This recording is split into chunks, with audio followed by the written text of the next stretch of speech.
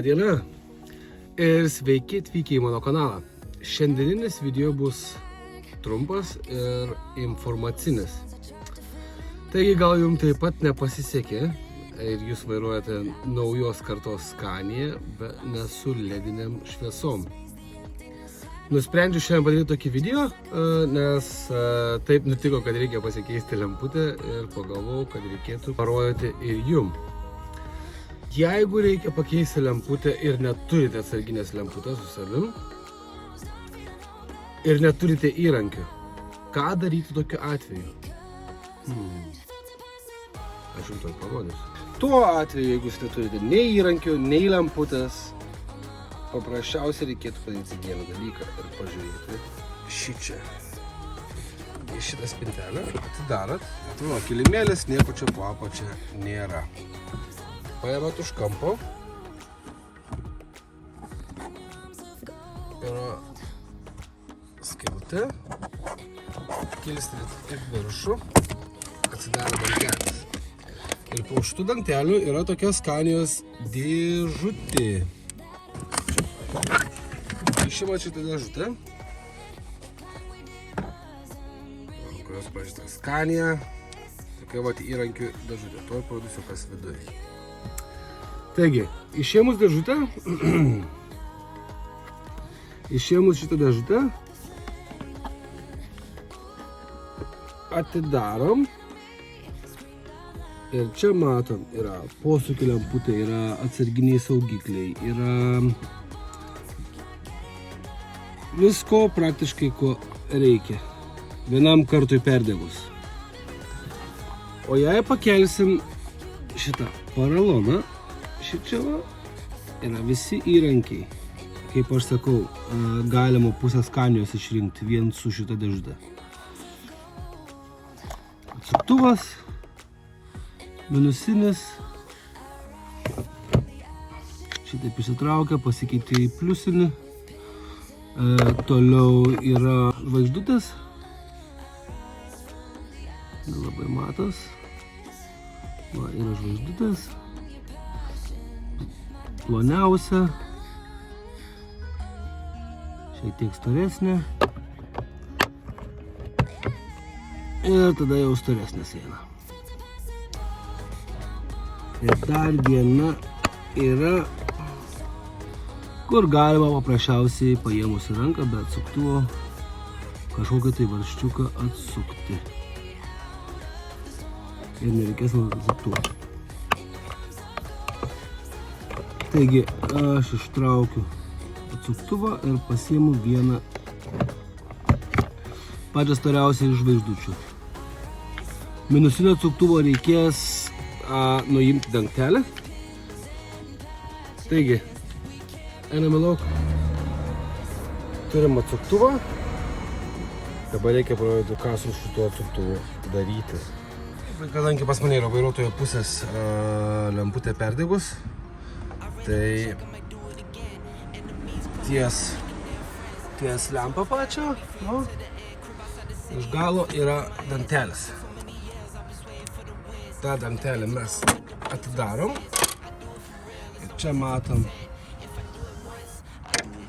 vienas ir antras varžtas.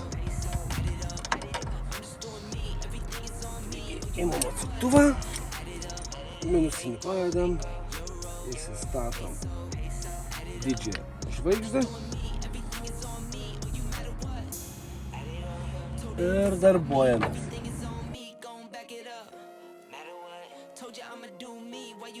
Visgi, kaip matot, teko pasimti šitą, tiesiog lenktą, nes varžtai niekada nebuvo atsukti.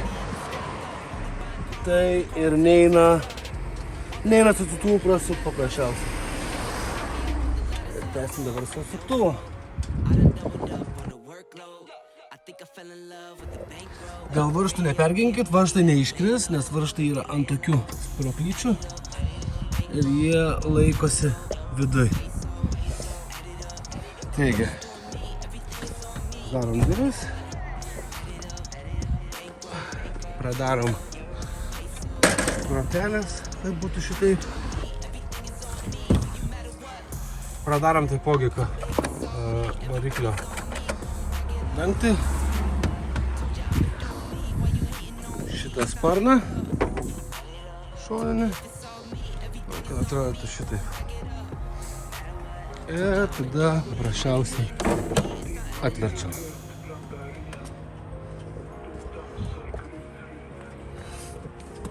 Atvertus lempą. Čia yra trumposios, o šičia yra ilgosios. Paprasčiausiai sukam prieš laikrodžio rodyklę, imam dangtelį.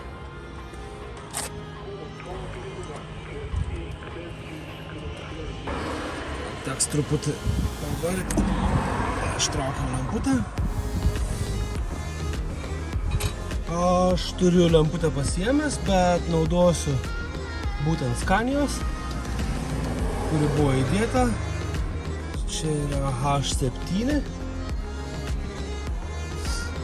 Liečiam pačio lemputės stiklą, imam paprasčiausiai už krašto. Teisinga padėtis lemputės yra šita. Pipsiukas ant pačios lemputės turi būti kur yra išgaubta, o kur apvalus turi būti prie pačio štekerio pipsiuko. Pipsiukas statosi šičia, kur yra išpjova. Tada statom, pasukam palei laikrodžio rodyklę ir viskas. Imam dangtelį, užsidedam dangtelį. Palei laikrodžio rodyklę, patikrinam, kad nebūtų laisvas ir viskas. Tada veiksmą kartuojam, uždarom lempą, galima uždaryti ir dangtį, pasidarom duris, nes lengviau bus prieiti, viską kartuojam tik atgalinė tvarka. Galite kilsėti, nes šiek tiek pasileidžia į apačią. Prisukam šį kartą taip, kad kitą kartą nereikėtų naudoti labai daug fizinės jėgos. Dangtelis. Taip kaip nuvedam, taip ir uždedam. Paprasčiausiai šita dalis įsistato šičia pirmoji ir paskui tiesiog užspaudim. Kapotą, soliuką ir tiek žinių. Tai ką, brangieji žiūrovai, susitinkam rytoj. Grįžom atgal į vidų, įrankį susidedam kaip radom. Kaip matėt, varžtai buvo pakankamai stipriai prisukti. Teko panaudoti šitą įrankį, kuris taip pat yra dėžutėj. Nieko ekstra nereikia, viskas yra pridėta. Tikiuosi, kad jums patiko. Būtų labai malonu, kad paspaustumėt subscribe mygtuką ir uždėtumėt like, jeigu jums šitas video patiko. Tai iki susitikimo sekančiame video. Geros jums dienos ir likit sveiki.